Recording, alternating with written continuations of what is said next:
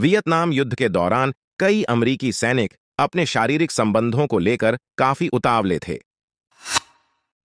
उनके शारीरिक मनोरंजन का पूरा खर्चा अमेरिकन सरकार वहां कर रही थी।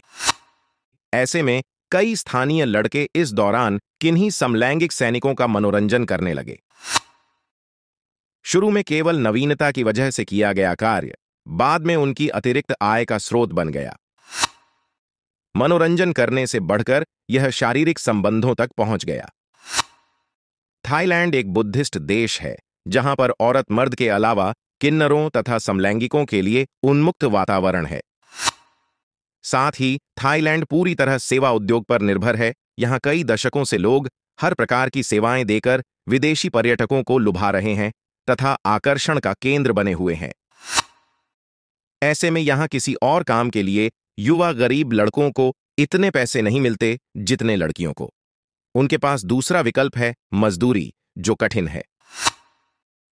साथ ही यहां इतनी ज्यादा तादाद में शल्य चिकित्सक हो चुके हैं लिंग बदलने हेतु कि अब विदेशी भी उनकी सेवाएं ले रहे हैं। जिस क्रिया के हजारों डॉलर लगते हैं अमेरिका में वही लिंग बदलने की शल्य क्रिया थाईलैंड में उससे 5 गुना कम में हो जाती है। ऊपर के चित्र में देखिए एक युवक को लड़की में बदलते। इसलिए समलैंगिक या किन्नर ना होते हुए भी यह लड़के हार्मोन्स तथा शल्य क्रिया द्वारा खूबसूरत लड़कियां बनकर पैसे कमा रहे हैं। कई केवल मनोरंजन क्षेत्र से जुड़े हैं, मसलन नाचना गाना किसी क्लब में। बाकी कई शारीरिक संबंधों द्वारा अच्छा कमा रहे हैं।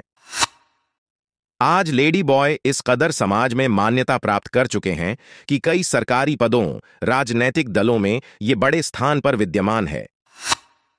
कई सौंदर्य प्रतियोगिताओं में भाग लेकर लड़कियों तक को पछाड़ चुके हैं।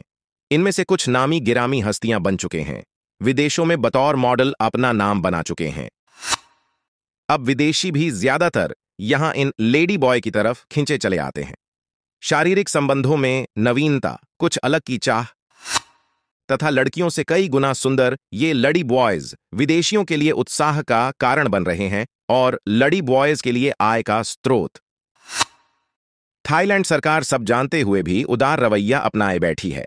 जहां पूरे विश्व में पर्यटन उद्योग से आमदनी पूरी आमदनी के 9% पर अटकी है, वहीं थाईलैंड की पर्यटन से आमदनी 17.78% है और उसकी पूरी आमदनी में से। ऐसे में इस उद्योग पर अंकुश लगाना सरासर बेवकूफी होगी उनके लिए। इन्हें कठोएमो भी कहा जाता है स्थानीय भाषा में।